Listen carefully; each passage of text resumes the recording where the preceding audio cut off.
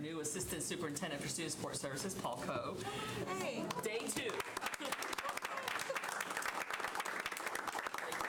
Y'all saw his stuff a while ago, and he's here. Y'all didn't let in the flesh. us see you. Huh? You gonna let it sit on the spot? I was like, is this like a... He's not alone.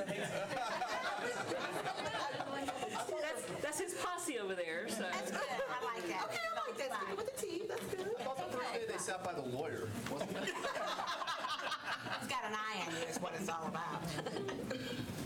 Well, welcome. Welcome. I'm very glad to have you here. And welcome to the East Coast. Yeah, thank you. It's a learning curve. Even if you come back, it's a learning curve. You've been here long enough to quit learning. I'm still learning. Good job. All right, the first item on our agenda tonight, and Ms. Scott is on her way, but running a little bit late. But the first item on our agenda for this evening is continued discussion on the Honor Code. This was discussed in Policy Committee. There was a lot of good and constructive discussion, and because of timeliness, we want to, if we can come to agreement, take action tonight. And so we're going to go ahead and have discussion in work session. If we do not, we come to agreement for whatever reason. I think we likely will, but if we don't, we do not have to move this to action tonight. So I just want to make it clear that the discussion needs to be the discussion that needs to happen, because for things like this, we'd rather do it right than do it fast. So we're going to go ahead and have discussion today, and if appropriate, move it on to action for first reading tonight. So with that, Board Chair Dr. Martin, members of the board, good afternoon. Thank you for setting that stage for the reconsideration of the policy, review of the policy since last time we met. In our last policy committee, we did present to you language that would be considered for the Honor Code policy. And with those recommendations that were presented in that particular committee meeting, we decided to come back to this work session and review those changes as they would appear in the policy. So we're prepared to do that this afternoon, and then take any other recommendations for changes that you want to make before it's presented tonight for possible first reading. I have with us, in addition to Julie Crane tonight, I have Assistant Superintendent Drew Cook and Senior Director Brian Pittman, and I'm going to turn it over to Mr. Pittman right now to walk us through the changes that we had recommended last time with your input and how that looks now in the policy. Well, good afternoon. Good afternoon. It's my pleasure to walk you through some changes in policy language based on our April 25th Policy Committee meeting. As I start at the top of the document and work my way down as you follow through with me. Towards the top in the introduction and first few paragraphs, we had some discussion last time around the wording of things like roles or responsibilities, and had great discussion around that. To address that, 2 specific changes have been made in the draft language that you have. First, the title between paragraphs 1 and 2 was removed. It said roles of students, parents, family, and staff. And also we changed the word roles to responsibilities leading into the first section of bullets related to students, parents, and staff. Looking closer at those responsibilities that are found within those 3 bullets, based on feedback from the board, we changed the wording and order of the details there to have a more positive, proactive focus on expectations. For example, in the first bullet, the change was made to students will collaborate with their peers. And the third bullet, the order of the expectations was switched so that the first expectation really does focus in on staff will establish and annually teach expectations regarding academic integrity and honesty.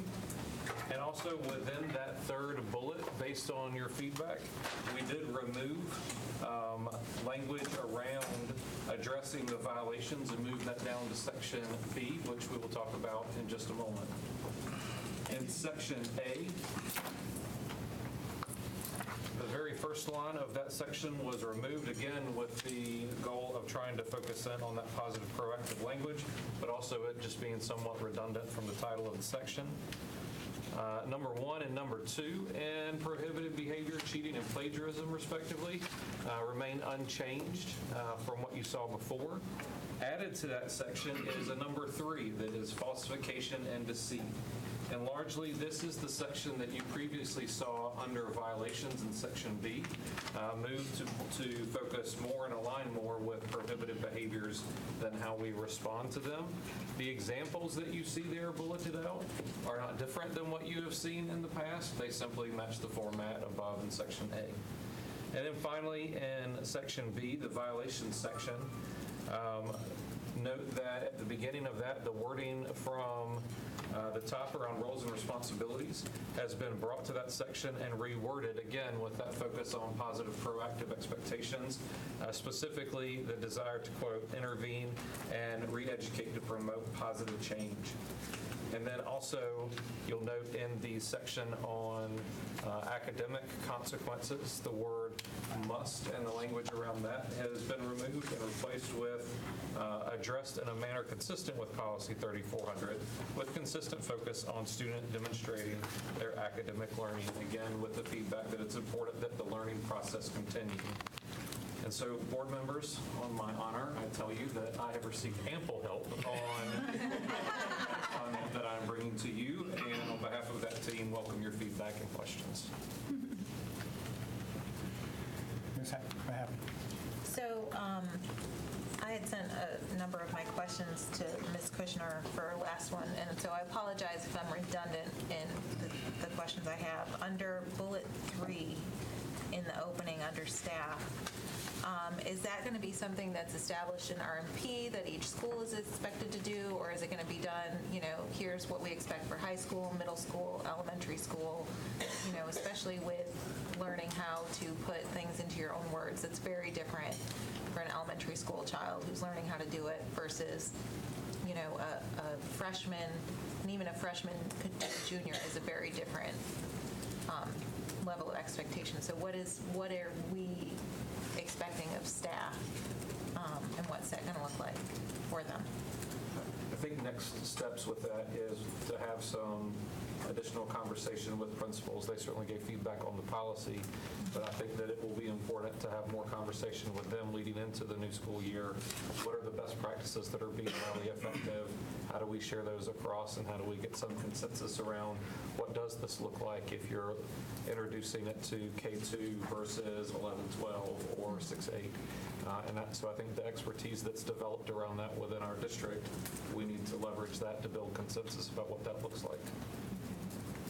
And then the other question I had shown this to a couple teachers, and their question was, at the very bottom, under violations may impact eligibility for school privileges, honors, or awards. Do privileges include athletics? Apparently, there's some inconsistencies with which coaches view it as just inconsistencies around that. And so I'm bringing that to the table since that was a question that was asked of me. And yes, it could. It could. So if I could also say, in the past, we have had some high schools that established an athletic code of conduct that was part and parcel of trying out participating in athletic teams. It was not required. Not all schools have it. We've been down the road a couple of times of trying to bring all high school principals together around that question. Once when Bobby Guthrie was still here, and then once early on with Darren. Did not get a lot of consensus or traction at that time. We are happy to bring that back to that group. There's some new folks that are part of that group, and I think it probably needs to be a combo athletic director, principal sort of conversation, because there is not a district athletic code of conduct. That could be something that wouldn't have to necessarily be here. It could be separate, because the minute you start introducing athletics, there are a lot of other requirements and regulations and stuff as well governed by the High School Athletic Association. Yeah. So, but I think that's a very solid point. Ms. Mack, are you potentially suggesting that after privileges, we might say school privileges, comma, athletic participation, comma, honors and awards? Are you just raising this as a question, or is it a potential recommendation? I'm raising it as a question, and hearing Superintendent Moore's comments and the complexity of it, I don't know that we need to pull out the privileges mean athletics, but perhaps we do. I'm not sure, given where Well, if we the put high it as school a principals statement are. after privileges, comma, athletic participation, then it's not necessarily saying athletics is a privilege. Right. It almost separates it, so I'm that'd be putting an that option. question out there Yeah. Ms. Cash. to other folks. I think it's a really complex subject, so I hate to add that right now until we have an opportunity to discuss with Right. the ADs and principals together. I think it's a good point, really Right. good point. It used to be we used to set up contracts with coaches on behavior ago that seemed to be extremely successful. Yeah, they're not required for all students. They are individual Yeah. athletes, student athlete based. Right. I just remember I used to hear about them a lot, and they used to be so helpful to students that True way in each one. I was just going to reference, I think an opportunity to address this very topic would be coming up in the pipeline in the policy migration process is 3620, which is an extracurricular activities policy that actually merges probably half a dozen or more current policies. And I think that's within that policy will be where I think we can bring this group together and maybe arrive at a consensus around what the consistent practice should be across the district. Just a note in that regard. And that wouldn't single out athletics over any other extracurricular. Everything. Yeah, no, that's Yeah. potentially a good place to look at. The policies being all lumped together include marching band, other co-curricular and extracurricular activities. So that would include athletics, band, drama club, everything. Mr. Hagan.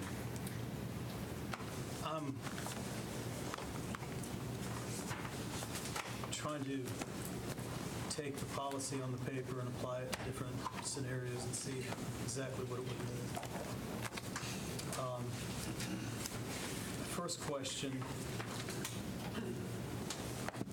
go down to the last paragraph, page 3 of 3, the one with the highlighting. Can you explain the change from the last time we saw the policy? Remember we had the discussion about grade recovery, and the new language will be addressed in a manner consistent with policy 3400. What exactly does that mean? What is the change, and what are the implications of that change from the original language to the new language? Well, I think the most significant change, if I recall, in the last iteration was there was a specific reference to grade recovery.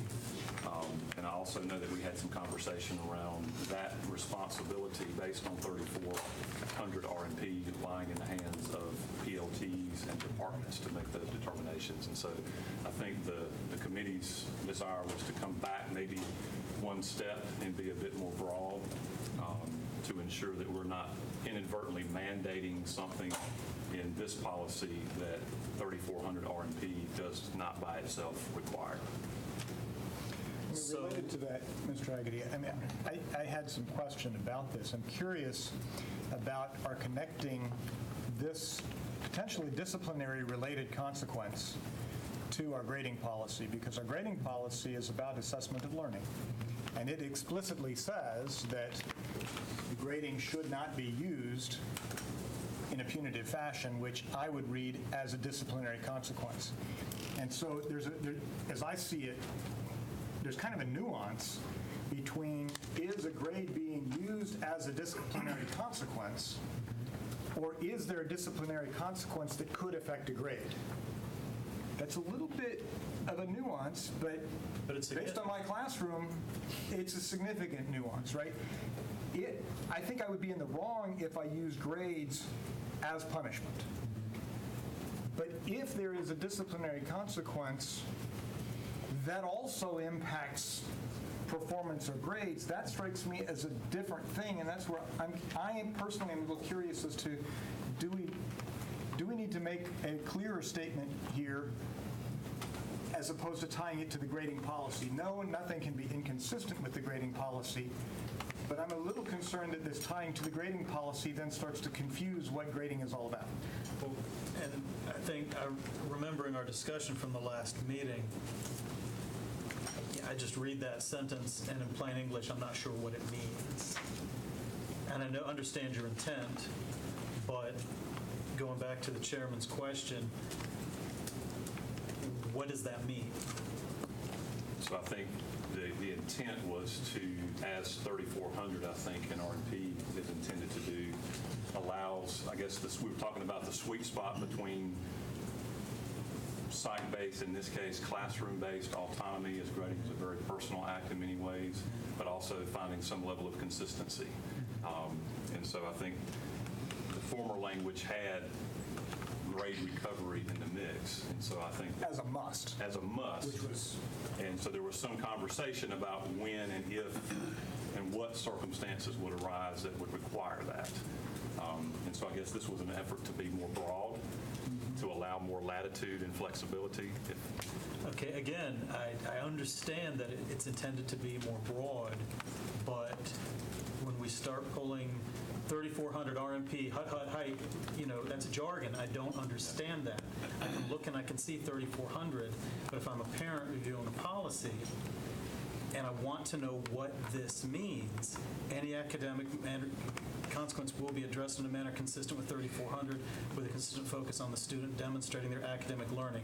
Can you tell me what that means directly so that if a parent asks me, I can answer that without directing them to 3,400? Sure. So, take a shot at it.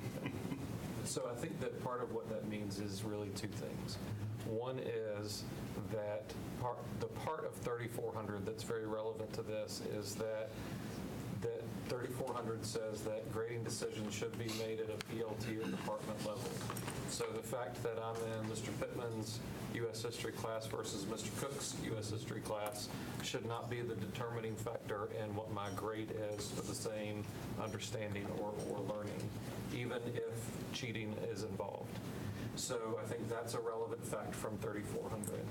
I think another relevant fact from 3,400 is the PLT and, department level professional learning teams must establish consistent grading processes. And just thinking back, I think this is your question is actually one of the other variant of the discussion was whether or not there should even be a reference to 3,400, to your point. And so there was some discussion, and I think we vacillated between whether or not there should be a cross-reference to 3,400 or not, in part because we were not clearly defining in the cross-reference exactly what that meant. I think ultimately it goes back to what Mr. Blumberg pointed out in the policy committee meeting, is that what we're discussing in essence is cheating in this behavior or plagiarism a disciplinary issue, or is it a academic and grading issue? And so I think ultimately this is where we're coming back. And 3,400 begins to define in a broad way some parameters, but also ultimately allows teachers at the PLT and classroom level to make that determination about where that line is drawn. So I think that's part of the challenge that we have in making the cross-reference in this particular policy. Thank you. Mr. Sutton? So along those same lines, I'll even go back up 2 paragraphs up to the beginning. Really the whole violations piece, and I wasn't at policy, so help me with some of the perspective. The whole violations piece seems a little squishy to me. When you get to the second sentence and you get to disciplinary consequences for violations of this policy would typically be consistent with level 1. So there again, you have to sort of refer back to see what level 1 policy, what level 1 violations are. Then the next one goes to say, however, serious violations of the honor code. So there you've just made a distinction between what regular violations are and then what serious violations are.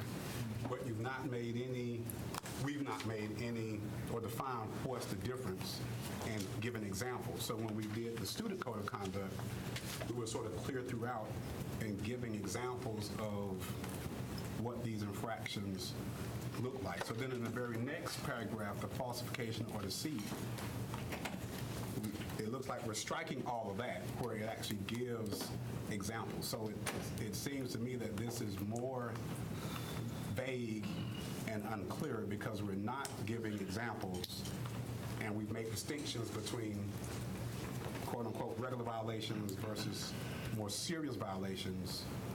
And so I guess I would like to hear some of what the thought is in terms of removing some of the examples and then the conversation about discipline versus academic integrity, because it seems to me, and we all know at the university level,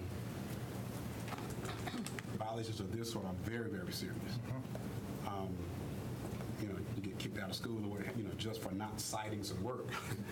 You're stealing somebody else's work. So the level of, or how college in the university world, this is viewed very serious, and it seems like to me we're kind of being a little, we're taking this a little bit different, a different tone towards this. So I wonder too how much we are preparing students for the next level when they see that the seriousness of these same kinds of things are treated very differently than what it appears we're treating them here.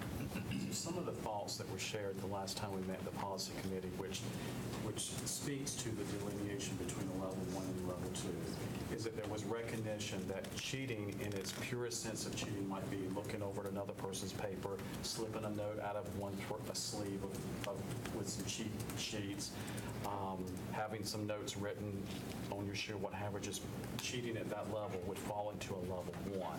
There are times where cheating could be elevated to a much higher level, like hacking into a system, selling a test, stealing a test or selling a test. And there was delineation between whether it be a level 1 of cheating, of looking on somebody's paper, having a cheat sheet, versus more serious infraction of cheating of stealing and selling a test. And that's why those two delineations were made. The reason the examples of falsification were strike through there is that there was thought at the board table we wanted to have another category of examples with just that, rather than just cheating and plagiarism as outlined by number 1 and number 2.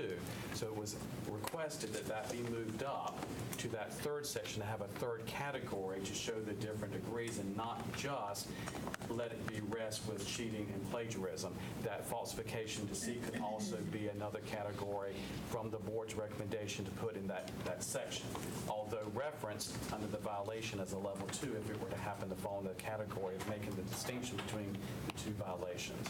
So that's where that discussion led, Mr. Sutton. All of those struck out language appears earlier. This earlier. Ms. Mahaffey, then Ms. Kushner? Well, in just hearing Dr. Gardner's comments, I mean, not that I want to say one is weighted over another, but if someone is caught cheating on their AP exam or their EOG, I would imagine that has different consequences than like a unit test, or no? Well, in those cases, the consequences may be out of the hands of the individual teacher. Right. The college board has its own rules about cheating, and it would be a misadministration on a state assessment. And there are many layers just to that. Right. I mean, I know what it's those like examples. to go and have to take your praxis and have your, Right. check your arms, check your sleeves, check your, yeah. Ms. Kushner? Well, I was just wondering, to Yeah, Mr. Sutton's sweater. point, if he felt we needed more examples under A to have that greater clarity so that we're... Or in the alternative. Or does they need to distinguish what's serious and what's regular? Yeah, and to his point, I mean, should we say 1 and 2 are level 1s and number 3 is a level 2? I don't know if we want to get into that level of detail, because then it starts looking more like student code of conduct instead of a preventative, statement of honor code that's trying to be preventing cheating and trying to create this culture of academic integrity. I like that wording, those phrases in this.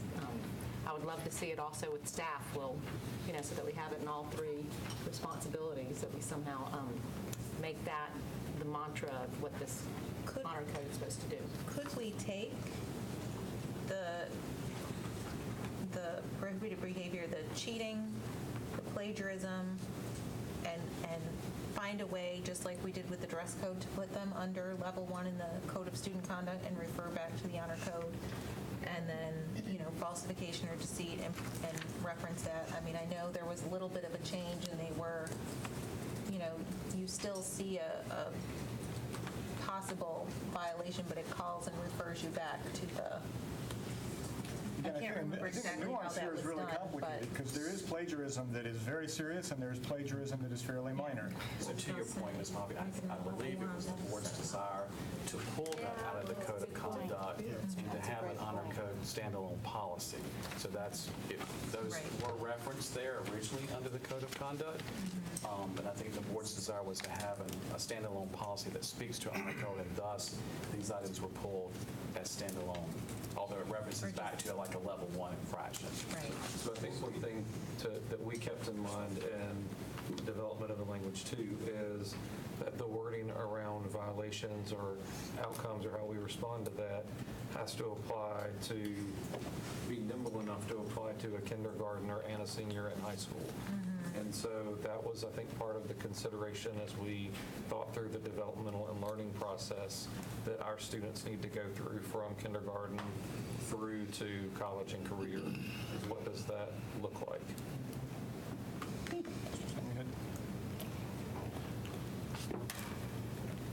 So I guess what's still, I don't know that we need a separate, at least that's not, I guess what I'm saying. I guess as I look at it, are we saying that then number 1, cheating, and number 2, plagiarism are essentially equivalent to a level 1, and 3, falsification of deceit is greater? So I think that's a very fair question, and there might need to be some commonality on the board about how you wish to proceed with it. Remember, on your code of conduct, what you said was that a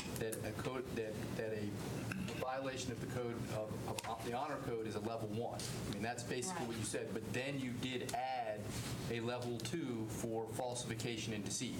So, and that was in essence, so in all of this would happen if there's a violation of the honor code, you go then to the code of conduct to determine ultimately the outcome. So this is designed to sort of cross-reference in there, other than the academic consequences and so on and so forth. So that's how you have sort of broken it up right now.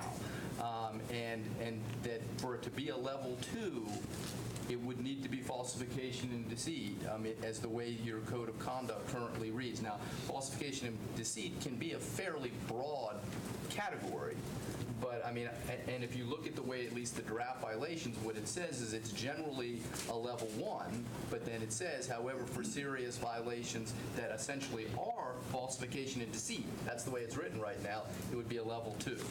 Well, and intentional and repeated is also a way to go from level 1 to level 2 based on our code of conduct. What did it say? And just to add Intentional to that, and repeated. I guess, ambiguity, it says disciplinary consequences for violations is possible typically.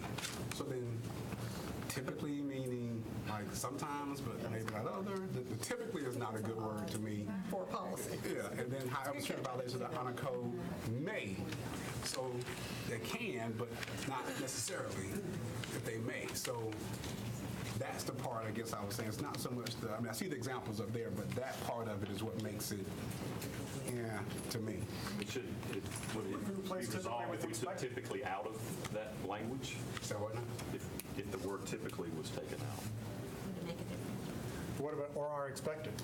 Disciplinary consequences for violations of this policy are expected to be consistent with level 1. However, serious ones can go to level 2. I mean, that's what we're saying, isn't it? That it is our expectation?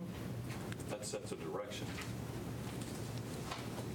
So then again, are the first two are It's my recollection that we use the word typically because we have a range of how teachers respond to this behavior in classrooms. Some teachers handle it within a classroom and there's never any formal reporting out. Some teachers report it out and it's handled in a more formal discipline fashion. So typically, yes, you handle it this way. Sometimes teachers don't report it out at all. It never gets reported in as a level 1. No formal discipline report is made. The teacher handles it in the classroom. Well, and that would be, I mean, depending on what the student does, I mean, sometimes it is a learning experience and it's something, hey, remember we talked about this is an example, and it can be used that way. But again, that would be more like, the lower, grades, whereas I would say like junior and senior would be where you're starting to show that things are much more serious in what the consequences are. I mean, we're not at the collegiate level yet, but we're preparing them and for those who continue and letting folks know there has to be a little bit of, hey, here's what's going on. So in keeping with all of these ideas, I'd like to offer some potential language that, I'm thinking about this, drafted possible ideas. It still doesn't deal with the serious or not, but potentially this would be language for that second to last paragraph, the in addition if violations. So if we said, in addition, if violations may have impacted the student's grade on an assignment or test, the school may impose academic consequences. In most circumstances, the student will be expected to complete the intended work or related assignment in a manner consistent with the expectations of the Honor Code and will receive prorated credit for the assignment. However, for serious violations, which is not completely defined, the students may lose credit for the entire assignment or test. So I sort of tried to craft that language to say, look, the expectation is you cheated. No, go back and do the work without cheating. Didn't quite know how to say without cheating other than consistent with the Honor Code. But the idea is go back, do it. You're not going to get full credit. You're going to get prorated credit. That would be the normal expectation. Now, if you stole a copy of a test or something like that, maybe that's the serious that, nope, no credit at all. I offer that as possible language. That seems to address the grading piece of it, but I guess then what is the consequence of the violation doesn't seem to quite. I mean, even if I'm looking, so if I look at it again, 3, the falsification or deceit. Intentional acts of falsification or serious deceitful misconduct. But then going back to the serious violations, so again, I'm assuming that number 3, falsification or deceit, is a serious violation, therefore being level 2. Then the assumption is the other 2, 1 and 2, are level 1. Plagiarism and cheating are being level 1. That's what you can assume by kind of reading this, but it doesn't really say that. So I guess I'm saying, how can we be more clear about our language? And so I don't know if it's just removing the typically and the may, because a parent could argue, or one could argue, well, this wasn't really that serious. No, yes, it is serious. So now we're kind of in an argument about, well, do we see it as serious or not? And is it level 1 or level 2? Because then you're talking about possible suspension versus not. Mr. Bloomberg, then Mr. Haggerty. So I just wanted that, so you guys are hitting 2 different issues. And just Right, that's what I'm saying. it'd be good just to hit them one at a time and then just resolve them. So one is the question of how a student would be disciplined under the code of conduct. When is it a level 1? When is it a level 2? To Mr. Sutton's point of question. The other is the academic consequences. And Chair raised the issue of just some proposed language on the academic consequences, and that was, I think, one of the initial ones. Perhaps maybe hit that one and resolve that one, and then let's go back and also hit the code of conduct and hit Keith's one, just so that we could, either way. But I think we're talking about 2 different things, and it would be good to go one by one. To agree, yes, but the reason I see them as slightly coupled is if we go back and think level 1, the intentionality of level 1 is that it will be addressed with in-school strategies. What would that be? I think the best in-school strategy for dealing with cheating is go do the work and do it right this time. That's where I see them as slightly coupled. The serious level 2, I mean, you can have falsification and deceit that should be handled with just in-school consequences. I don't think it necessarily is automatically a level 2. I think our level 2 typically was intentional and persistent, wasn't it? So it's more, I'm sorry. It's more like what you did in the other part of the code, where it's a violation that also has a consequence. It has an impact. So if you look at the falsification or deceit definition, it's falsification or deceit or serious deceitful misconduct that threatens the health, safety, or welfare of others. So that's that's similar to what you put when you've talked about substantial disruption that got it to a level 2 in other aspects, or that causes substantial detrimental impact on school operations or other individuals. So that's where you get to how the definition of falsification and deceit. So it involves some deception, but also this other impact. So why don't we take that impact language and insert it, the first paragraph under B, however, serious violations of the Honor Code, that insert your language that cause the threat, that what have you, right? So use that same language that we have, may be considered Rule 2. Does that not define your serious? because it's the same definition that we used before. I think that would work, and so I just want to be clear, you're first working on what would be the disciplinary consequence, not the academic, right? You're first. Well, I think that's where we are right now. Okay, yes. just want to make sure. Would that work? If we take the same language that we use? So it's hard to just kind of hear. I mean, Sure, no. Because I'm not an auditory lawyer, so I was like, I need to see yeah, I this. need to see it. I was trying to process seeing, I but think we might need I mean, You want to if read staff gets it. read the language again, Jonathan?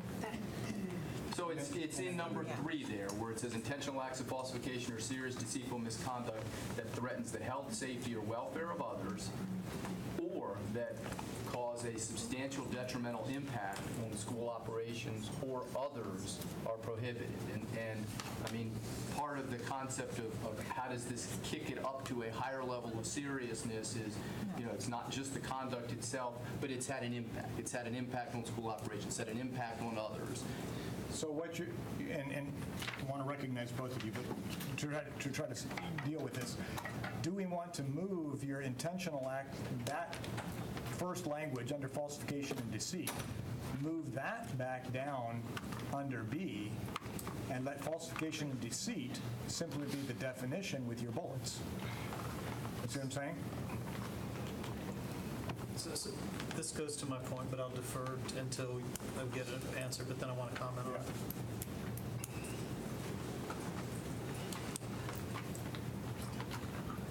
Did you want to respond to that, Jonathan? No, go ahead. And Okay, I think it'd be good to and get then Chris? additional feedback. I have 2 questions, and I'm really curious what type of feedback K through 12 educators have given you on this new phrasing, or have you reached back out to get input? Because I think a lot of the suggestions that we're hearing, I'd really like to know how that looks in a classroom, a teacher looking at this policy and thinking about it in their classroom, because as you said, it does need to be appropriate for K through 12. And when we're talking about that, what type of feedback, or has that happened yet from actual K through 12 teachers? Since the last discussion we had a week and a half ago, no, ma'am, not that I'm aware of. Okay. I think that's important to have before, in my opinion, before moving forward with this, because some of the changes to this phrasing, or the changing of the language, I think, is something we'd want to hear So from. which changes specifically are you talking about? Because I don't think we've settled on all the changes yet. I mean, I hear what you're saying. Well, and that's what I'm saying, because you are proposing changes and there are changes here, I wouldn't feel comfortable moving forward with this until we've had feedback from teachers, because they're the ones who this is going to be impacting. They're the ones that are going to be making these decisions and making these choices, and they're going to have to do that with this guidance from the policy. And I hear you. I think that's the third question. I think we have to resolve what the text is and then decide now what do we do with it. But I agree with you. And then we have to decide, do we hold everything off, or is that feedback the opportunity between first and second reading? Both are options. We don't have to decide that yet. I think we need to decide on the text first, and then we have to decide that question. Okay.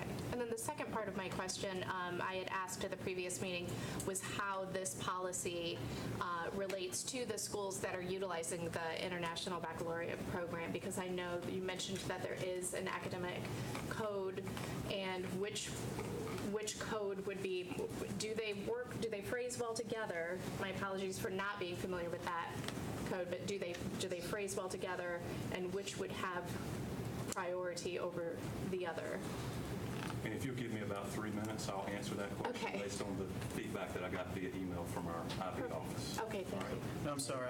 I want to go back to the question that we were on, because I didn't want to interrupt Mr. Bloomberg, but I did want to stay on that point. The first part where you had suggested regarding the academic side and your proposed language, I'm open to that, I'm fine to that, but I want to talk about Mr. Sutton's point, because there's a tension between goals. And he raises an excellent point and it's one that I share. When you draft policy, you have to have clear language and clear expectations. Parents have to be able to read, and students and administrators have to be able to read the policy and know what it means and where examples lie. On the other hand, you don't want it written so tightly that a type of conduct could be considered on its face to everybody involved extreme or egregious, but it doesn't meet what you have in the policy.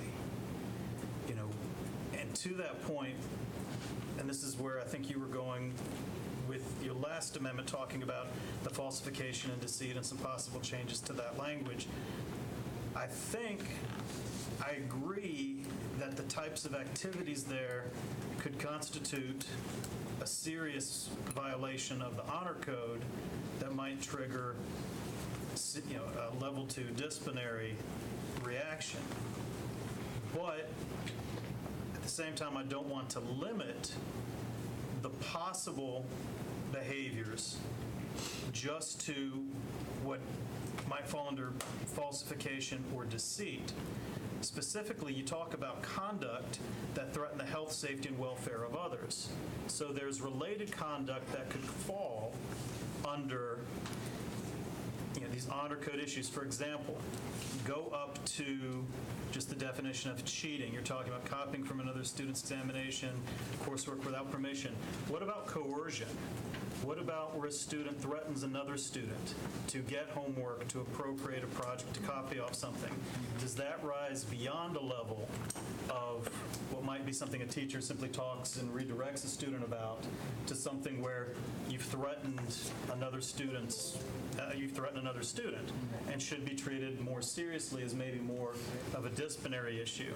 And so what I wonder, while understanding that we need those concrete examples that Mr. Sutton's talking about, maybe your language about changing that third bullet point that describes the intentional acts that threaten health, safety, and welfare of others, that becomes the section on what serious misconduct is, but we don't just limit it to falsification or deceit, but to some other honor code violations that could be serious enough that if, that it would be common sense that a greater response is warranted. And that would be that would be in keeping with the structure of the rest of the policy, because plagiarism, we then have plagiarism is. Cheating, we have cheating is. The falsification deceit, we go right to the intentional falsification without definition first. So in some respects, to take that definitional section and move it first, and take the intentional act stuff, put it back down where you had seen it in the first place, Mr. Sutton, that differentiates those. Ms. Mahaffey. I think this is a great start, and I think we are having good conversation around what an honor code should be, and I think there are a lot of questions in the air, and I feel a sense of urgency to put this on in first reading. I'm not feeling comfortable putting this up for first reading, and I'm wondering if it would be appropriate to pump the brakes, allow staff the time and space to look at our questions, and as much as we want to push this through, I'd rather do it right than have something out there that we don't fully understand and can't defend. So is this something that we need to make a priority for not July 1, 2019, but 2020? Given the conversation we're having. I think we need to have an honor code based on what we did for our policy. I think the timing issue is one that we've had lots of discussion about, and it's a little unfortunate that we're where we are. I definitely hear the unease, and we've got a number of language things in the air, and I don't think we should vote on things when there's that much question in the air. I just don't think that's good policy. We have timing issues based on when we print materials. The idea was that if we could do a first reading tonight, we could do the second reading at the second session in May. But could we, this is a question to staff, could we do the first reading for the first meeting in May, or the second meeting in May, do a second reading in the first meeting in June? That's still get us under the wire? I think it would, and I would agree. I think we all agree with Ms. Mahaffey. We don't want these unanswered questions to cause some discomfort, and we also don't want a printing deadline to drive us towards policy that we're not all comfortable with. So I think a couple of weeks, we could still work within that window. Is there a policy meeting during that time also? The next policy meeting is the 28th, Okay. which would be between First the and second. 20th and the first meeting in June. Okay. I just think there's a lot up in the air right now. Yeah. I don't think it's ready No. for us I to think take we're to on, the I think we're board on the tonight. road, I just don't know. Mr. Fletcher? I just, Had to get that feedback. I'm listening more than normal today. I think Mr. Haggerty's point with the extortion, that seems to be the fact that cheating was the reason for the extortion is a separate issue. The use of what he extorts is cheating. The intimidation of a student to give up whatever it is he's seeking is covered elsewhere in the student discipline code. So I don't necessarily see the bringing that behavior into the honor code as a proper decision, although I'm open to the discussion that the issue is what's done with what was extorted or taken that results in cheating. So I think there's different behavior. The intimidation would be, I think, covered elsewhere. But again, I'm open. There's a lot of good discussion here. Mr. Haggerty, clarify, if you will. I heard your example of the extortion as an example that there could be something that is not falsification and deceit that would raise to a serious level, rather than trying to say that extortion should be put in as an example. Am I correct on that? Yes, but I understand where Mr. Fletcher is coming from, too. And Right. he was, I think, giving an example of the concern I was raising. Right. Yeah. Ms. Kushner? Well, and I agree with Ms. Mahaffey and the consensus that it's not ready for tonight. And I think it would be useful to get feedback on the altered language. But I also hope that we will try to have this code be proactive language, positive language that sets expectations for students, that's creating this culture of integrity that is our expectation. So I hope that we can also stay focused on that as we look at this policy finally. Mr. Bloomberg? So, a couple of things. First of all, I think it's important that as we look at the code, we just, honor code, go back and just look at what the code of conduct is saying, right? And that's on for second reading tonight. So you've got, in a level 1, it says honor code listed as a level 1, and what it says is, this is the typical language is already in there, but it says that disciplinary consequences of violations will typically be consistent with level 1. So that's where it's in there. And then it also says serious violations of the honor code may be addressed under Rule 2.1, falsification or deceit. So what the honor code is trying to do is to mirror the language that you already have in your codes. I just want you all to know the derivation of that language. There is a level 2 regarding threats, a separate one. So on the coercion and the threat, I think that could be addressed elsewhere. In no way suggesting that there should be any action on this today. I just want to, but I did have, if the board doesn't want to go through this exercise, then that's fine, we can pass it on. But I wondered whether we could see whether there is some commonality of thoughts on some of these. So if we looked at the academic consequences, does the board in general support that there can be academic consequences for cheating, plagiarism, it's in there already. I know that there's an effort to try to have more clarity, but that does overall the board say, yeah, that there can be academic consequences would be my first question. And then my second question would be, if the board supports that the second question would be, does the board in general support that there should be an expectation that the student will try to re-demonstrate some level of mastery, some level of learning, which is sort of the conversation last time, that there would be an expectation you would have. And so I think that there's sort of commonality there from what I've heard so far. I don't want to speak for the board. But then the third would be, and this is sort of more to Dr. Martin's language, if it's not a serious violation, now that hasn't been defined, but if it's not a serious violation, does the board support that there could be some prorated credit for board. Yes. And then the last of these sequences, I'm not getting as much nods as, but there's some nods anyway, would be that does the board support that if it is a serious violation, that the student can fail, get a 0, that you stole the test, you completely cheated on it, it impacted others, we had to redo the whole test, it's a bad, bad, bad. Does the board support sort of Dr. Martin's language that at some point, yes, that's a 0, you could fail that? And those are, I think in the coming back and rewriting it, right, bringing it back and obviously getting feedback, it would be helpful to know whether those points are the points the board overall supports, so that when it comes back, it's not, again, a full, open, and it's fine to do that, philosophical question. It's more of, does the language mirror what the board wants? Which would be, yes, there can be on the topics of academic. Yes, there can be academic consequences. Yes, there's an expectation of demonstrating, again, demonstrating the knowledge and learning here. Yes, if it's not a serious violation, there would be some opportunity for some prorated academic credit. But if it's bad, bad, bad, that you can get a 0. And that's kind of, if that's where the board is on it, I think I can certainly work with that. Staff can write that. I know. I was like 3 bads. There's 3 bads. You were close to it. PLT calls it that. I think having it open, because we're looking at K-12 and allowing for those variances, is helpful, because, the teachers are going to know their students best.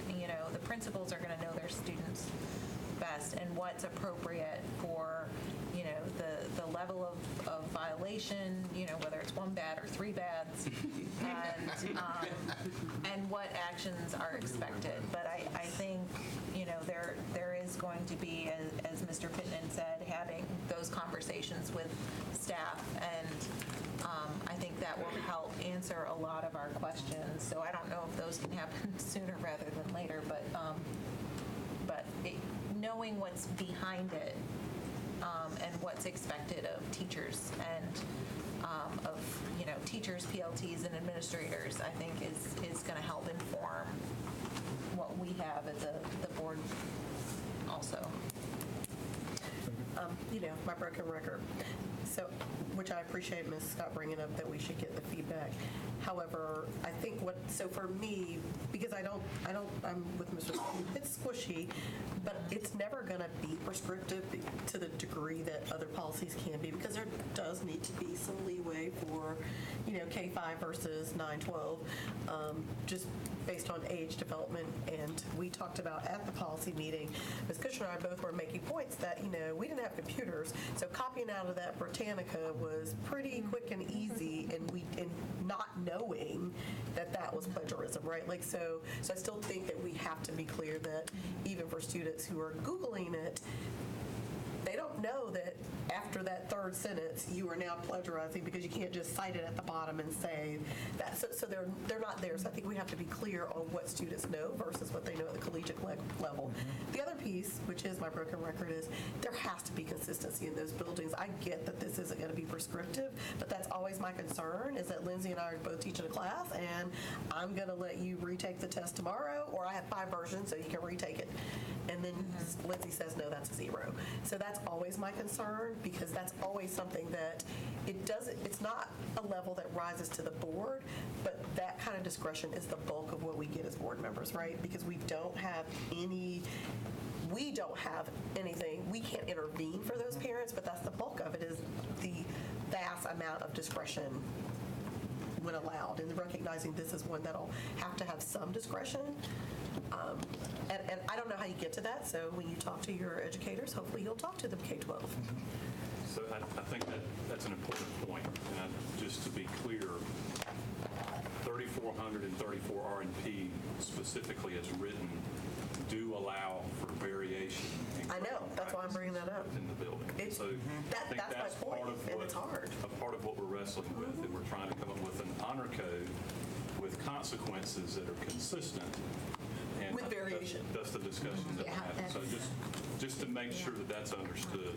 Right, and that's my concern, right? Because that's why I started with Mr. Sutton saying it was squishy. We talked about this in policy. The discretion exists, so how do you prescribe something in one policy when there's variance allowed in another policy? Consistency within PLTs and departments, but not necessarily across the school, based on 3400 RP.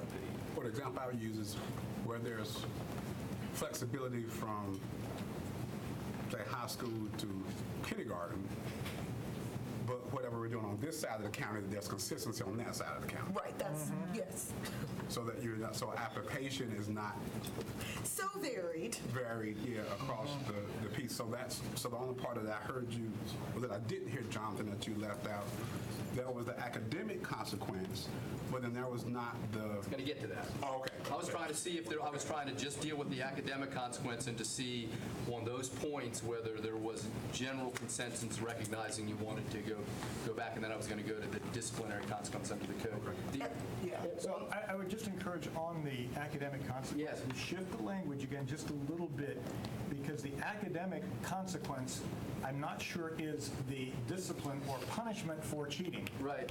But cheating may have an academic consequence. Sure. It's sort of it's very nuanced, but is grading punitive, or might discipline affect grades? That's why I So like your my- consistency too. Yes. You're right. No, I it's mean, absolutely about that's a consistency. whole conversation which, Jonathan, you touched on, but it is a philosophical difference. Yeah. Because some want to use grades as the That's a discipline philosophical tool. difference. And that's what we're saying shouldn't happen. But wait, it's also a framing issue, because if you look at it, is this a punishment or not a punishment? That's one way to look at it. Another view to look at it is as a deterrent for deterring the behavior. If you have a decision tree and a student is trying to make a decision, do I cheat? Do I not cheat? Okay, let's go down the tree. Yes, do I get caught?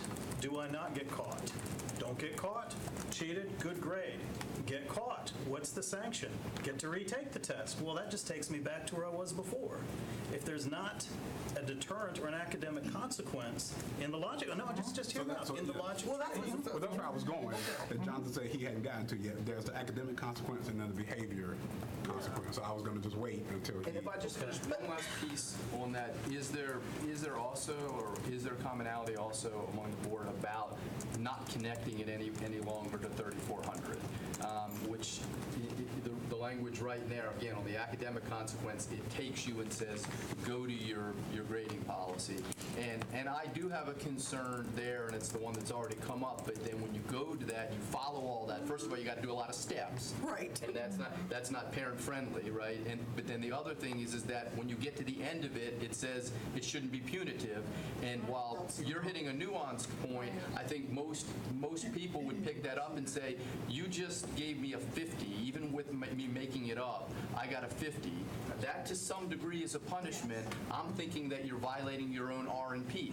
That's and I think exactly we what have to have, when the clarity that you're asking for, there needs to be enough clarity around that. So that Well, I forgot about it till he said it. So that's why, so what I was thanking him for is, oh, thanks for bringing us back to a point that we've already made, because we were all moving off that page. Right. I actually forgot until I was like, you're right. Because the problem's not linking them, it's the problem that The perception. they're inconsistent. So I didn't have an answer, Roger. As written. That's the thing, it's They not are a not problem linking them. inconsistent, but they easily are perceived to be inconsistent. No, they are inconsistent.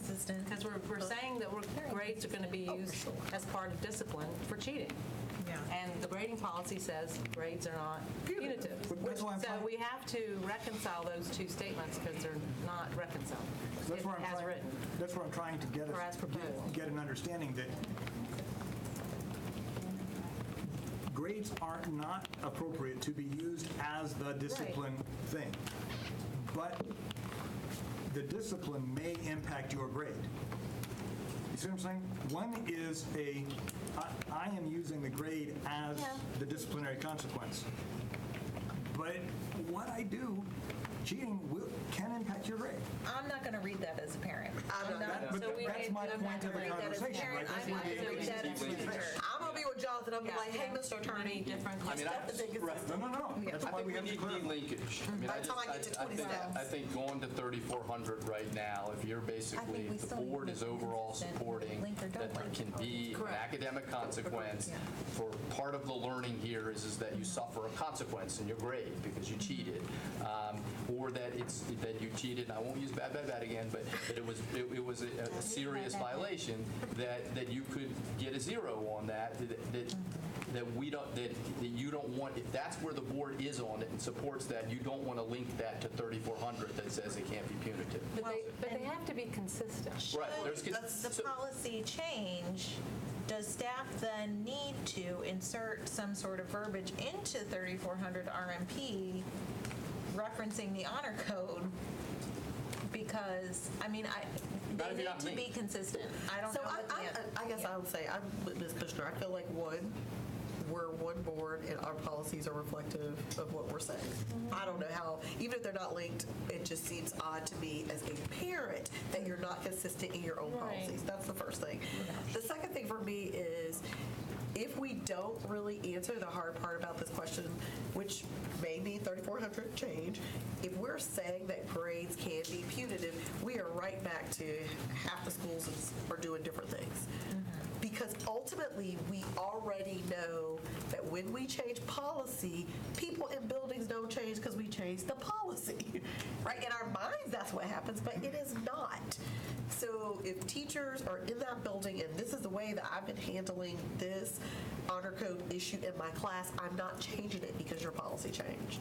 And so I guess I'm just getting us to the point that our consistency matters about how we make the connection to educators in the classroom. So if we're completely inconsistent, that inconsistency they're doing across our district continues, and we're part of the perpetuating the inconsistencies that we absolutely know are going to happen on one side of the county and not the other.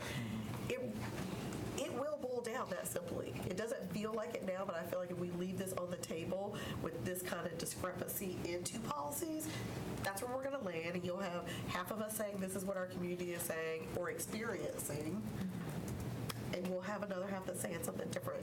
I don't know the answer, but I just feel like we can't leave a philosophical difference in our policies. It seems small, but it won't be the way it plays out. So are we going to wordsmith here at the table? Are we going to get staff? No, I think this we're at isn't a point wordsmith. where This is a process of what we believe. Yes, what we believe. And I believe that students need to demonstrate mastery of learning, and that has to come through in our grading policy, and it needs to be part of this honor code. Yeah, I don't want to word it. I want to figure out what we believe. I don't think I don't know where we are. I don't think we're going to decide it today. I don't think we're going to. Just so I can understand, are you saying that a student should never get a 0? I thought we had that in our, I thought we took, No, we're not saying that. no, I don't think we're saying. I didn't think so either. No, I didn't think so either. I think I'm hearing that there should be a demonstration of learning. I was just trying to understand the way you said it. I wasn't quite sure if you were saying. But in our grading policy, we did have discussion about Yes, we did. having students have a chance to stay on track in a class. And I think if they're going to learn from mistakes, just like we talked about in our code of conduct, just like we've talked about in our dress Right. code, that it's proactive. I'd like for us to find a place for this honor code, but I don't quite know how to express it right We're now. sort of moving there. Mr. Sutton, did you have? Mr. Lewis? So I don't want to break my honor code to Mr. Sutton about actually getting to his question. So that we hit the academic one, and I don't know where there's added input or clarity from the board, but on the issue of, so there's a violation of the honor code, and should it be a level 1 violation or a level 2 violation? And the discussion around the board was, if it's cheating or plagiarism, does that mean that it's level 1 always, and the only way it's a level 3 is falsification or deceit? and that falsification is designed to be the more serious ones. And is there an understanding from the board that perhaps if staff's going back on this, that in looking at the falsification and deceit language, that could either add some more examples or to be broadened in such a way so that it tells more on what is a serious violation? Because Why can't the serious violation go down under violations instead of the definition of falsification and deceit? Falsification and deceit could be not bad, bad, bad. Right. It could just be one bad. Right. Right. Can we bring Desh code back? I think your seriousness would be better back down, as Mr. Sutton noted in the first place, in the place where some of the language was struck out. So let me explain why. So the reason why I think that it would make sense under falsification and deceit above the B there and number 3 to have your best definition there is because in your code of conduct, what you say is that it's a level 1 for a violation of the honor code unless it rises to the level of falsification or deceit, and that's when it can be a level 2. And so that's why it seems to me that where you define falsification and deceit here in the honor code, and it seems that you're doing it at level 3, then that's when you want to have your best definition put in there. And it can be broadened to make sure it captures some of the points that board members have raised today. I'm not wedded to that, but that's my thinking on it.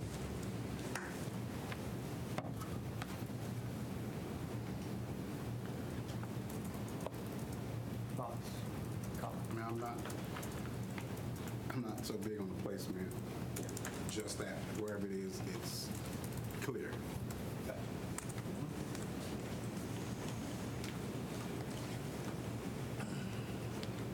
Okay, I think we've got enough information to sort of do another round.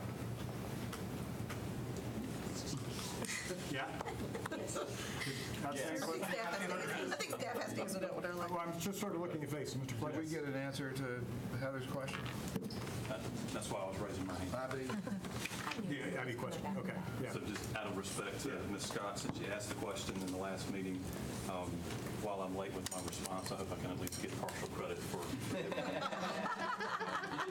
There's no punishment for your pro. I just took your email up. You demonstrate mastery. Late has not been discussed. Essentially, the question was around IB diploma and the standards that are in place there, and what could we learn, and what are the, is there alignment perhaps with that language and this language? Essentially, what I can share is that most of what IBO provides is more in the realm of defining what academic integrity is, what it is not. Most of the issues that our IB diploma students have are around plagiarism. Very often, unknowingly committing plagiarism. There's a lot of teaching that goes. In fact, there's 3 standards that all IB high schools have to abide by when it comes to the IBO academic honesty standards. Number 1 is the teaching and learning and promoting of academic honesty and integrity. And so I think there's actually some takeaways in the verbiage they provide that we can then translate into action for the earlier question around what will we require from schools when it comes to being proactive and providing information to kids so that they can understand what the rules are when it comes to this. So a lot on the teaching and defining of academic honesty and integrity, a lot less about what those consequences are. That essentially is left to the schools and school districts. Thank you. So we're going to take the items that Mr. Blumberg identified for where we believe you will fall in regard to your thoughts, and we'll look at that and go back and read where we can. We work that into this draft with some of that additional language, and then we'll come back at the next policy committee meeting or the work session. I think we need to do work, well, I mean, that's a timing question, Okay. right? Because the policy committee meeting is the 28th of this month, and my sense is that we need to move that a little faster than that, so I think we need to bring it back to the 20th. Okay, we'll do everything we can to make that happen. I think that's, was it? Yeah, just on the superintendent, and one option will be to try to look at changing 3400 to make it work, and so to specifically address violations of the honor code. But we'll look at that. Yeah. That's the cleanest. The board wants clarity. Alignment. Alignment, clarity, and consistency. consistent and convincing, to quote National Board for Professional Teaching Standards. Yeah. Okay. Good discussions. I think we're at a standstill on this. We will take it off of the action agenda for tonight. Yeah, and bring it back on the. All right, thank you. All right, changing gears and looking at additional work around the budget. We now got the House budget released. And I believe we'll have some updates on that and any discussion of modifications that we want to make to the superintendent's budget before we vote on the budget this evening. Okay, good afternoon, everyone. And if you're seeking alignment, clarity, and consistency, I'm not sure this is going to be the topic that we find that on. With that said, I'd like to do two things tonight. First, go over a list of adjustments that we presented to you at your last board work session on the budget. Just review those briefly with you, see if there are any additional questions. Since your last work session, we have not received any direct indication to make any changes to the superintendent's proposed budget, but you certainly have this time to direct the superintendent staff to do so. We did have a request, and we think it's appropriate, though. The House budget has come out since your last meeting to give you a high-level overview of that budget, but we'd like to start just quickly with this list of adjustments. So the three adjustments that we had brought to your last work session, the first was to remove $5,900 for the lease with the town of Apex, and that came about from some of the board questions. We do not need that for next year. An increase of $75,000 in the state column. That is for a grant that we thought might not recur next year, but now that we have information, it will recur. So we will leave that in the budget. And then the largest adjustment is a reduction of $505,000 for the school support model for East Wake High School, and that was removing some of the non-personnel line items for that program that is ending. There's one other change that we proposed to the book, and that's to remove one of the funding requests for preschool teachers and instructional assistants. We had it listed in the special education category, and it's really not special education. It's for preschool students that are not in the special education area. So that funding request actually belongs in the new or expanding program category rather than in that separate category we have for special education. Okay. But it's still in the budget, just shifting where it appears in the book. Yes.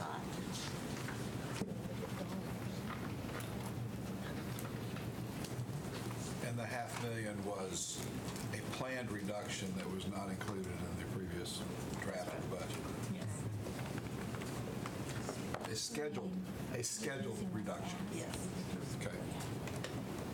So to be clear, the overall impact of the adjustments is just a reduction in the ask of $500,000? Yeah, $511,000. So reduction means reduction in the asking. Yes, we would ask for less. That's right. Thank you.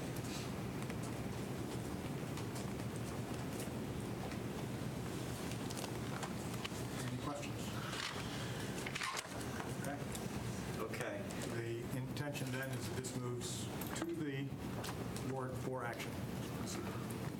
Yeah, we have it teed up on your agenda for action tonight.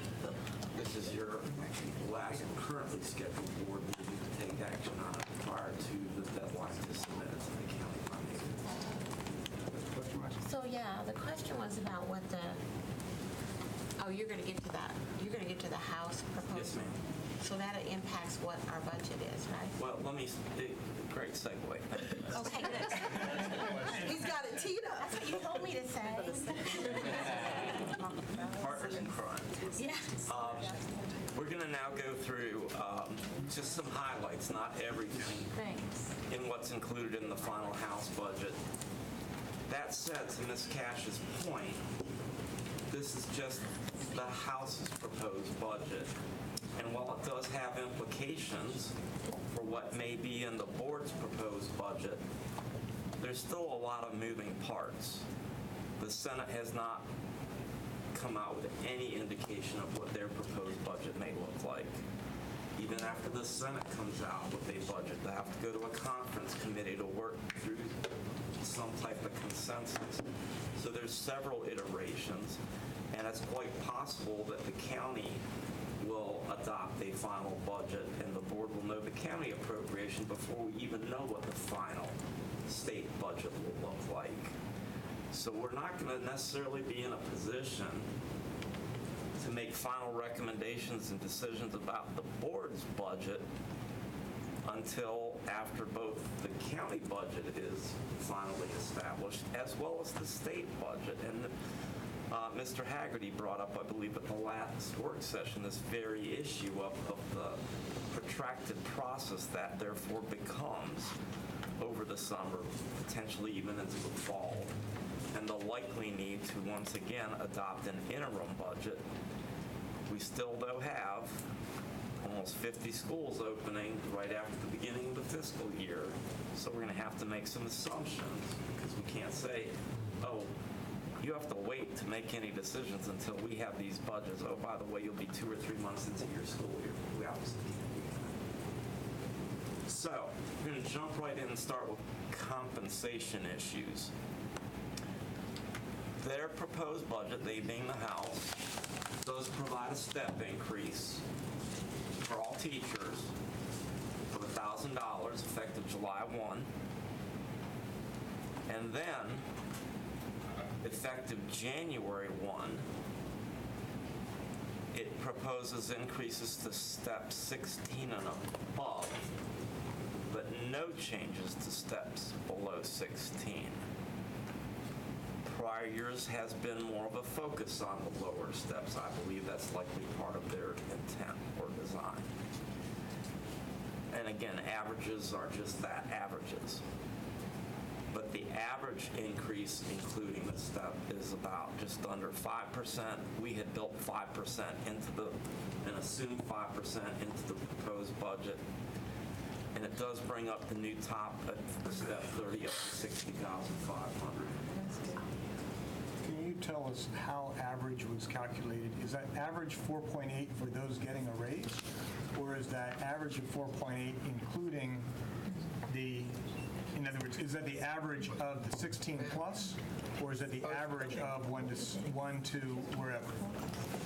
You understand? Because they're going to be two very different numbers. I'm not going to commit that we know, because we did not crunch these numbers, but we can certainly find out. And I agree with you that, yes, averages can be whatever you want them to be, depending on how you calculate them. Do these numbers come from the House? Where do they come from? Yeah, where the House budget? They came from DP. Much of this came from DPI. We independently corroborated what we could by actually reviewing the legislation and the legislation summary, but these averages are not something we calculated.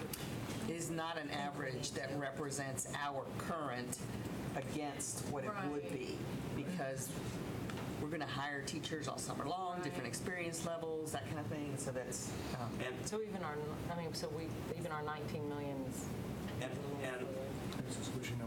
keep in mind, even if the state average increase is 4.8%, our teacher average increase will be less than that because we've frozen the supplement now. It's a fixed dollar amount. It's not a floating percent on top of that. So as we know, this is a biennial budget. So most times, we've seen changes before that might occur in the first year of the budget, but not the second year of the budget, or vice versa. I've not seen in the modern era where they implemented the change to occur at January 1. Is this, as best you can tell, is this a fiscal maneuver, so to speak, to save like 6 months worth of salary or whatever, where you're implementing half of the year as opposed to the whole year? I would have to say that would be the best I could assume. I know the statements I read something to the effect of it aligns when the revenues are available. And you'll see this is repeated not just with teachers, but with other categories of staff as well, that don't see, the teachers will see a step increase under this proposal effective July 1. There are other categories of staff that would see no increase until January 1. So just back of the napkin calculation, $1,000 increase, step increase for a teacher results to about 57 cents pre-tax per hour.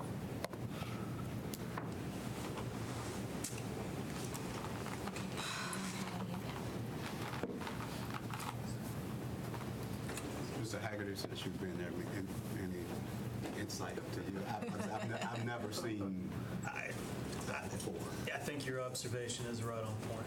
Yeah. I'm just struggling with the state of things, that's all. So what does that mean? I mean, then we have to provide for that change for our locally funded staff on January 1, and we have to make sure we budget that in. Right. Well, what we've already begun doing, but we're not going to invest a tremendous amount of time because it would be a waste of time, is getting some high-level estimates of what the fiscal implication here is. But this is not going to be the final one. Thank you. That's the main point. That's absolutely, I mean, ultimately. Which is why we are limited in what we can do in any modifications we would make based on this information. Right. So we have to give it our best shot, We make it based on this.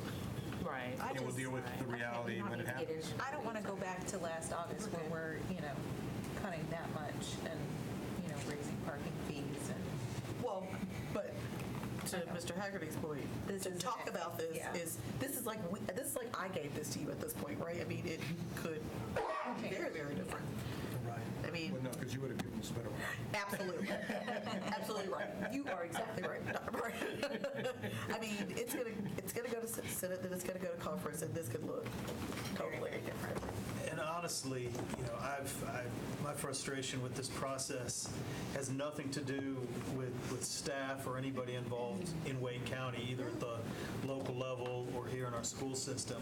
But honestly, as I come into this process and we sit down and we try to figure out what our expenses will be, what our needs are, we can calculate and we can measure our needs, but knowing what's going to be required of us by the state on top of those needs, combined with not knowing what funding, we're basically held hostage, and it's an academic exercise. Always been that way.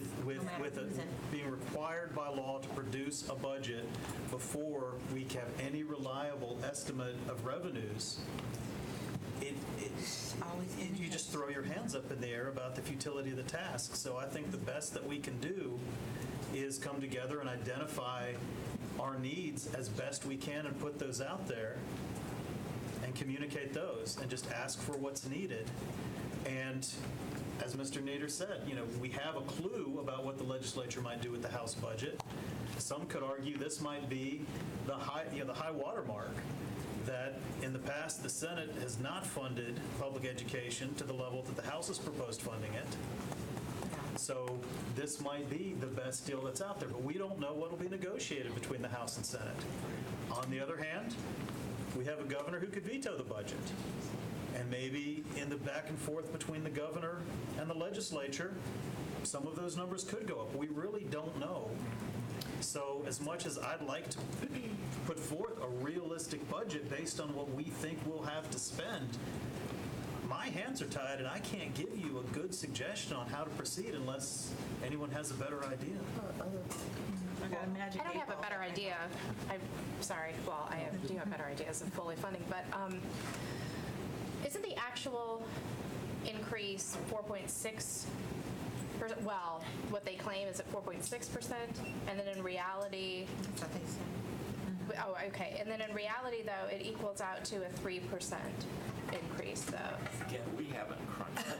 I was going to say, this is the wrong group. You That is don't know what the what it report is they're was. calculating the average on, so that's where the numbers are meaningless. But I mean, it's just to the point of, it's Yeah. much lower than It's being claimed. Sorry. Okay. Well, and it should be a living document that we come back to, I mean, to the Budget and Finance Committee, and we're going to have to keep revisiting. I think the really important thing is Superintendent Moore in her budget outlined those several 5-year lifts. Yeah. So should a miracle happen and the budget comes, the appropriation comes in well above what we're anticipating, Right. it's very clear what we will do with it. I mean, we have to decide among them, right? But we have several categories where there are major substantive lifts. So should anything come through, it's not like that money will be wasted. Well, and likewise, if we know that we don't receive the funding to address the needs we have, we've documented the needs, we've shown what they are over a multi-year projection, it shouldn't surprise anyone when we come back next year, if those needs haven't changed, to see how much more we will need, just to address the needs that we have, not looking at any expansion or growth. Let's hear the rest of this. Okay. The last thing I'll mention on this slide, to Mr. Sutton's point, this is a 2-year budget from the state. That said, even though this change to step 16 and above goes into place January 1 of 2020, it's specified only through June 30 of 2020. There is no definition of what that second year's teacher salary schedule would be in the current budget, in the House proposal. But it is recurring funding. It is recurring funding, yes. Okay, It so wouldn't go an backwards. increase in the second half of this year and none in the future year Correct. is what the current House budget would suggest. Correct. Okay. There's a new I don't know bullet. how you get to 4.8% on that. Okay. There's a new bullet now. It does reinstate master's pay, the differential. There were those teachers that were grandfathered, but new teachers who came in have not been grandfathered. But that's with the implication that you have to be teaching in the subject area of your master's degree. That makes sense. Is that right? If I believe that is correct. If I am dual certified in social studies and English, and I have my master's in English and I'm teaching social studies, I don't get that. That's what I read the legislation to There's be. English and I believe social it's studies. 70%. There is, but, or science or what have you. And then I know for our national board certified, if they go on to coach, they lose that supplement. And I wonder if that would transfer over to coaches as well. Unless you're at Title I. There was a counter proposal that wouldn't require that the master's degree be in the area being taught, but I don't know where that is think it floating went. around. And again, all of this is fluid. Right. We don't know what the Senate will do. We don't know what will come out in the final negotiated version of the budget. And the last bullet up here, their proposal shows that on January 1st, it would move school counselors to the school psychologist schedule. So again, there would be a local funding implication there as well, if that were. And that is a positive move, not a negative move. Yes, sir. Psychologists. It's going to cost us, but it is. Well, positive news for the individuals and added local Yeah, costs. they'll get paid more. Master's degrees are required for both of those. So it makes Those. Okay. But those are two very different roles. Yeah, it's just the same pay scales. what they're It's on the next slide. Never mind. That's my question. So principals, their schedule change would become effective January 1 of 2020. And it shifts the schedule, and it now, similar to how the assistant principal schedule currently is, it ties it to the base Schedule A, the base teacher without advanced degree schedule, and it adds 25% to it. The current assistant principal schedule adds 19% to it. There's more, and the chiefs had a conversation about this yesterday, about the relative narrowness of the range between those two. Keeping in mind, however, we have a local supplement that we've applied against the state salary schedule to mitigate the impacts for a number of years, and most recently for the last 3 years against their most recent change of injecting performance metrics into what a principal earns, whether you're meeting, exceeding, or we can't measure your growth over the best 2 or 3 years. level of school over advanced degrees, et cetera. So you see the average there too. That's just the number we were given. Again, we included in our proposed budget funding for a 5% increase on average. And again, Mr. Sutton's earlier point, this is the upcoming fiscal year, nothing stated in the second year of the biennium. Therefore, the assumption is nothing more. Continuing, but nothing more. How does that impact us on our budget? The last one impacted us, I know. Right. So we would have to crunch the numbers that we're not spending a ton of time on because it doesn't start till January. Right? Well, and it's just not going to be. What about the counselors and psychologists? I think that'll be an increased local cost. Counselors and psychologists, if that were covered, it would be an increased local cost. Yes. We would have to be concerned about. And then the last one here, I believe it does add in the state-based schedule a higher range of ADA. We think that's a good thing. I'm sorry, I heard yes.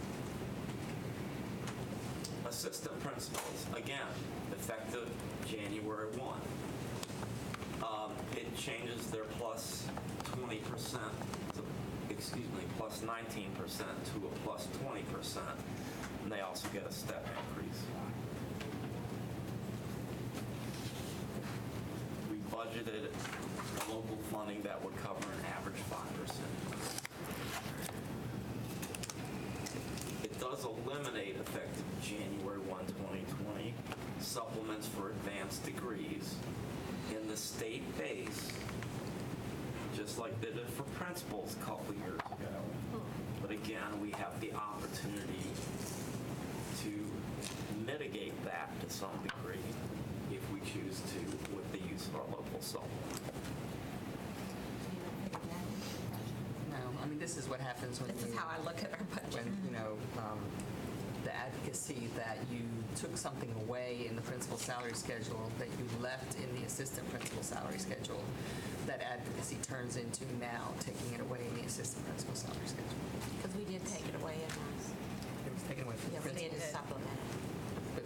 But we've smoothed out the inconsistencies and through the use of our local supplement.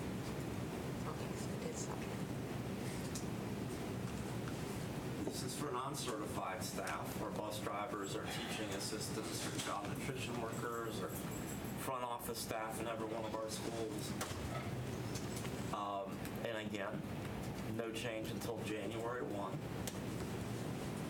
Increase in annual compensation by a higher of 1% or $500. I want to point out those two numbers, the 1% or 500, are based upon a 12-month employee working full-time, and that would be prorated for a part-time and or non-12-month employee. Use an example of a bus driver. Many of our bus drivers work 75%, so they do qualify for benefits. So that $500 would become $375, and because most of them are 10-month employees, that $375 becomes $312.50. And that is pre-tax over a 10-month period. So about a $31.25 pre-tax increase over 10 months, keeping in mind those other 2 months are not getting any paycheck. Inflation is running at or above 1% currently.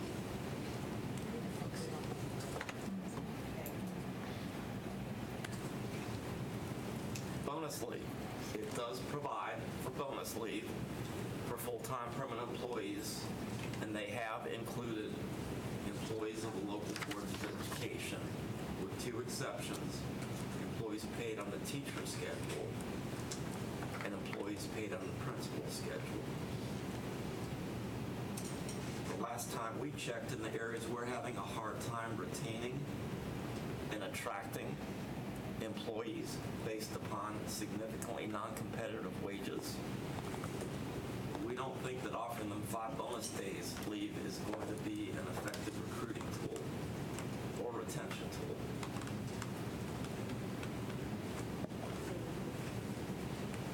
The matching benefit rates in the House's proposed budget. So accepting teachers and principals, is that the role they have? Is that because they're on a particular schedule? If they're on a teacher schedule, compensation schedule, they're exempted from this? Yes, it's based on anyone on those types of schedules. So anyone on teacher-type schedules, assistant principals are also excluded. So it's basically the certified area. Okay, all right. So I guess the language on this is curious, right? Because the state has sort of the mandated minimum wage for state employees. There are bus drivers, mechanics, child nutrition workers are exempted. You're suggesting here they would be included in these 5 bonus days. Only if they're permanent. They are. So herein we have a dichotomy. Are you a state employee or are you not a state employee? Okay. Is that right?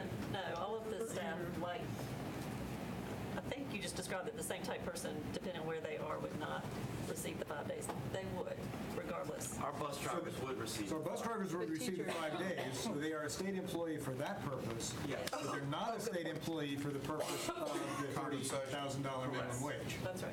Yes. Okay. So the point is that sometimes you don't know, am I a state employee here or am I not a state employee here? The way This we've is heard the crazy. state describe it in some of our annual meetings is that we are allowed to participate in the state retirement plan, the hospitalization plan, but we're not considered state employees like all other state employees. Correct. We just participate in some of their benefits. The benefit rates in their proposal are not significantly different. Some are a little higher, some a little lower. And again, these are things we will, as we get closer and with what a real number we'll see. In this area, we don't think there's going to be a significant impact on whatever the final state numbers are from what, compared to what we're talking about. Terry, I'm going to let you have this one. Thanks. This is becoming a little bit more complicated. The state has been phasing in the program enhancement teachers over the 4 years. So, and we've talked about that a lot, and we know how that's rolling out. That funding for the state moving to the 1 to 191 formula, that's still in place, and that phase-in is still occurring. The change now is the state is going to change the program enhancement formula to be 1 to 140 without any funding going toward that. They'll now adjust the classroom teacher formulas to accommodate this program enhancement teacher formula. And I think that's because right now at our middle and high schools, in grades 4 through 12, we do hire teachers in world languages, art, music, dance, drama, PE. Those will now be in this program enhancement category at the 1 to 140. The classroom teacher formula from the state then changes to a different ratio that's higher because this one is now in place. It's just separating the teachers into 2 categories. By the time the phase-in is complete, the state will restrict classroom teacher positions at those new formulas to classroom teacher, and they cannot be used for anything else. Cannot be used for program enhancement teachers. But the formula that's for program enhancement teachers at the 1 to 140 can only be used for program enhancement teachers or could be converted to classroom teacher, but not the other way. So, And they're adding dual language classes as part of program enhancement. So in the end, anything that's art, music, dance, drama, PE, world languages, dual language classes will have to be in that program enhancement part. Everything else would be classroom teacher. so this sounds like good news, right? We're getting an improved formula of funding for the state, and it's being expanded from its current K-5 range all the way to K-12. That's an improvement. The last bullet, though, there's no funding from the state to support this, and the legislation requires the State Board of Education to adjust their base 412 ADM formula to effectively fund this. Which we've already done. So increase class size Which we already done. Of course. to fund this, to fund the program enhancement teachers. So it'll be hard to see what it looks like, because right now, the ADM allotments are used to fund program enhancement teachers. So the overall allotment of positions in terms of the quantity won't really change, but the bucket into which it goes and the formula adjustments to ensure they go into separate buckets will change. Wow. So currently, our 4th through 12th grade classes tend to be higher than the formula at which they are allotted, because we're having to excise in order to create the program enhancement classes. So there shouldn't be a marked difference in what happens with the class sizes, but it'll be allocated differently, and what small flexibility was there is no longer there. We'll be able to analyze it once we know what they changed those 412 teacher formulas to become. But right now at our middle and high schools, we don't have a formula where we tell each school to use a 1 to 140 for program enhancement. It's dependent on the schedules for each school. So we won't know how far off we are until we know what that other adjustment is. Then we can calculate it. It's all up in here. This is what I will call the May rule. I'll let you read the slide. The what rule? The May rule. We know. No. Next. Okay. Let's just keep it. There is no change to recurring state funding for instructional supplies. That base budget remains the same. They have put in the House proposal $15 million of new funding, albeit non-recurring funding, that would provide allotments directly to teachers. There's plenty of definition in the legislation about who is a teacher for purposes of this and who isn't. So they would each receive $145 through some type of electronic vehicle to purchase classroom instructional materials and supplies. Do we have any information? I've heard that the software to be provided to control that $145 is restricted to purchasing from one vendor who got into this contract without any kind of competitive bidding process at the state level. Do you have any information to validate that or not? There is something in the legislation that speaks to that, and it speaks to using this vendor that's already providing a similar service for a different set of programs, and basically gives the nod to them from what I can see, unless they're not able to provide that service. So it's a restricted use of money. It's going back to the old state contract with somebody having chosen where you can spend the money. I'm sorry, that's just not right. You can quote me on that, Kern. Are we going to finish this budget discussion on our own budget by 5:30 or we will? Children with disabilities. Talk more about it out there? We'll talk more out there? We're going to need to. The legislation includes $4,442 per head count. We're currently receiving $4,464. However, Terry, it may not be a step backwards. The figure that they provided for next year does not include the adjustments for raises and benefit changes. But it is odd that the base they're starting from is a little bit less than this year's amount. We would have expected that to be the same number, and then they would add raises, which is what they've done in some other categories. Right. And the cap remains in place. And AIG, there is no change to the per pupil, and the cap remains the same. I'm sorry, I'm not seeing how per head count doesn't mean a cut for money for students with disability. Yeah. It looks curious to me that that amount is lower than the current year value, and until we see how that rolls out, the number will become higher based on the salary adjustments. But it does look like an adjustment backwards since they aren't starting from this year's formula value. What was our per head count last year? 4,464.16. But as a percentage, we were what, 12.5? The 12.75 is a little higher than we are, I think. I think we're just on the cap. Yeah. So that number that hasn't changed since 1993 Maybe go going down. Textbooks and digital resources, The House proposal has a recurring increase of $1.3 million. If you look at that and still consider Wake County represents about 10% of the state, that would distribute on an ADM basis, that'd be $1.3 million of additional funding.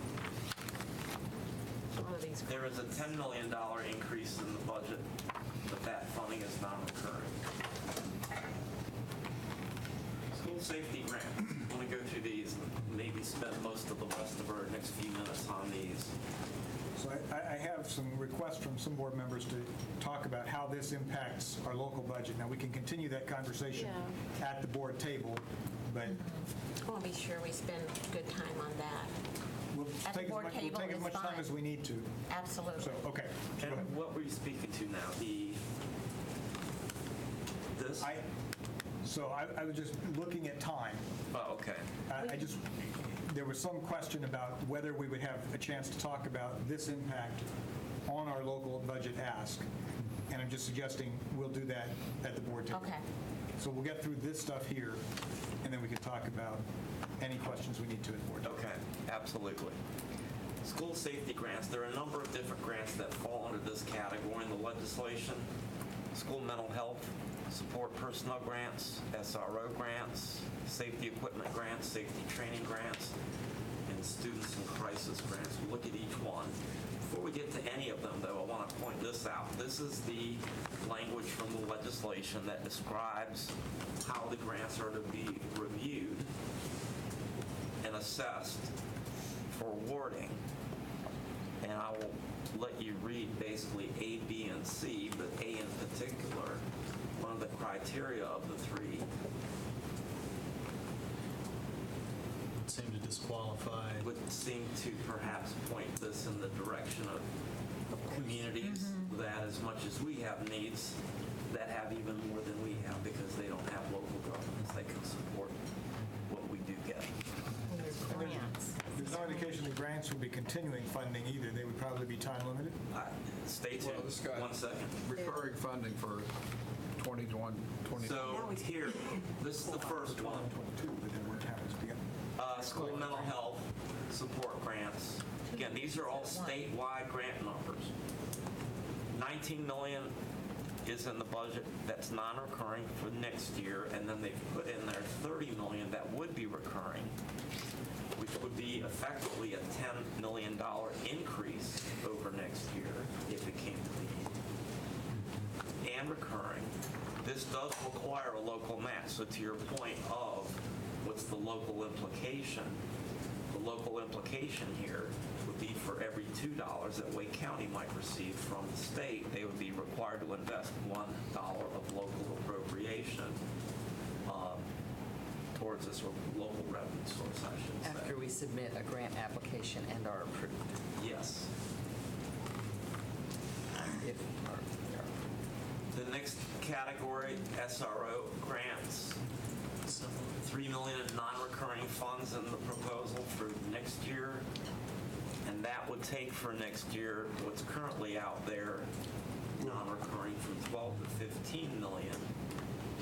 And then it does add in the second year 7.7 million of recurring funds. This too requires a local match.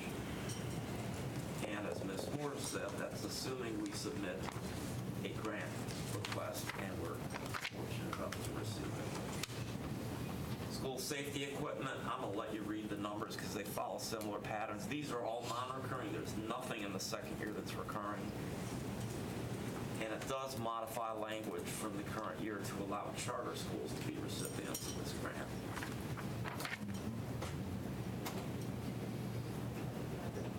Safety training grant, again, $3 million in non-recurring funds for next year, $4.6 million in recurring funds for the following year. And again, on a statewide basis, while $4 million is a lot, when you look at that on a statewide basis, it's really not. Students in crisis. Again, you see the first bullet shares at a high level what it can be used for. The second two bullets share what is baked into their budget for the 2 years. And then last couple slides, transportation. They do have in their proposed budget recurring funding increases in both the next 2 years for transportation. First year, about $15 million, and we did assume a $1.5 million increase, so that in this case does align. They have this aligned with fuel charges. We'll have to see, because when and if inflation does really kick in, this is going to be a huge impact for us and the state. Advanced teaching roles. We are not currently participating in what was a test pilot program. The proposed legislation takes it out of test pilot phase and makes it a permanent program. And they add $500,000 of additional funding to it. It's still extremely limited funding, and the initial grants have already been awarded prior years. So does it become permanent for those who are already participating, or is it now funded for everybody that wants to participate? I did not see in the legislation where it specified that one way, shape, form, or another, or if those same districts would have to reapply and compete. This slide just gives you a sense of where the education lottery funds are going. I'm not going to go through each line, but a couple takeaway points. And this is state revenue coming from the lottery, but pretty much non-instructional support staff are being supported by lottery funding. Pre-K is receiving a significant amount of funding through this. Could be everything. The school building programs, $100 million.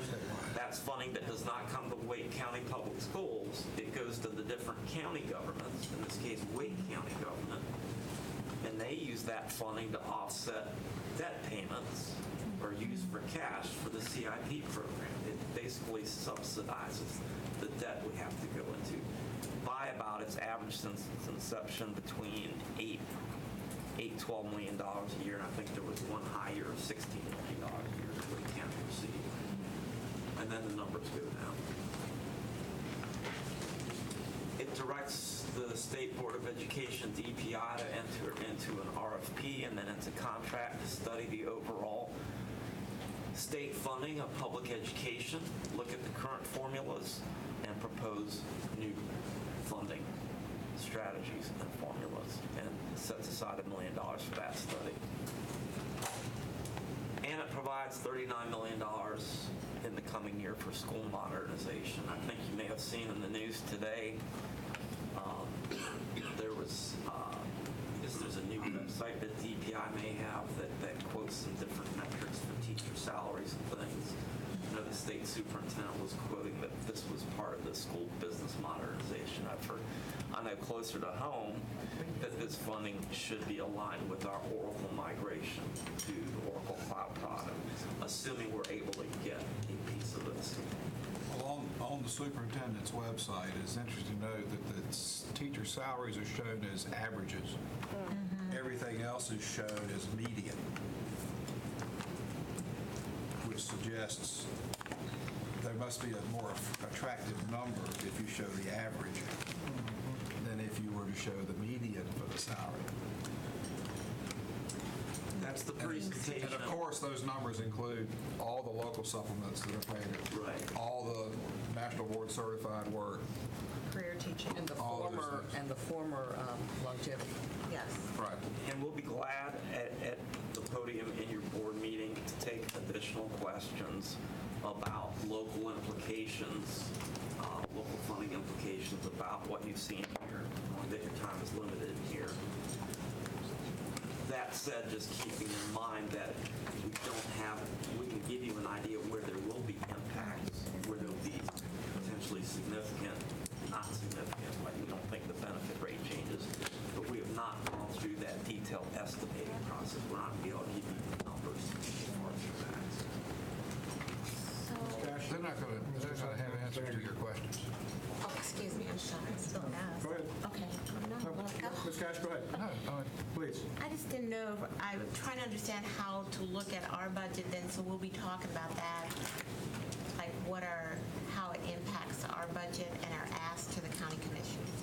Do we have? we talk about. So My, I guess, does that comment to that would be, even if we had those numbers for you today, this is just the House's proposed budget. So for the board to make changes at this point, based on a new set of data that's going to change and quite likely significantly, I'm not sure but that's outside of my realm. That's really a board because the amount of conversation. time we spent on it, I thought probably there'd be something we could look at. I don't think it's been our practice as different budget proposals get released by the governor, the House, the Senate, to change our request. That's not been our practice because it's a lot of time spent for too much unknown, and then we have to make that shift at the end anyway on what actually happens. So I don't think that... So there's no changes to the budget? Other than at the all? ones on the first page that you saw. That's not much. Yes. Well, again, I mean, it is our decision whether we want to do something, but that's what we have to discuss. Yeah. Mr. Sutton and Mr. Hagan. Well, so this is just a statement, I guess, or offering to that point. I think it would be helpful to put some time into, if you took a chart or a graph, and each one of the issues that you have on your PowerPoint, if you could have those issues and then a column for here's the governor's recommendation on those, and here's the House, and then here's the Senate. We've actually got that. We can push that out. We didn't do it. The state did it. We can push that out to everybody else. Then we can at least start to see Yes. where certain things are starting to align, That's what I wanted. and where then there might be the horse trading and not, Right, or that that's sort of right. thing would be, I think, a helpful thing to see and a useful investment of time as opposed to getting into Yes. changing or what the implications would be. Terry will send that out later tonight to all the board. Okay, so based on what we do know and what we can control, you presented adjustments of about $500,000 less for those items that were identified at the last meeting. That's correct? So between the time, and I'll ask this jointly, between the time of the original superintendent's budget proposal being developed and now, are there any other unanticipated expenses that you're aware of that you can predict, nothing that the legislature would do, but in terms of things unfunded, new issues that have risen, professional development issues, hiring issues, curriculum issues, anything else that we need to address in this budget before we adopt it today? There's not anything that hasn't already been discussed and triaged and decided upon prior to the superintendent's proposed budget. Nothing new. Okay. That doesn't mean there aren't other needs. All right. Well, we will adjourn this work session, and there's plenty of opportunity for discussion at the board table.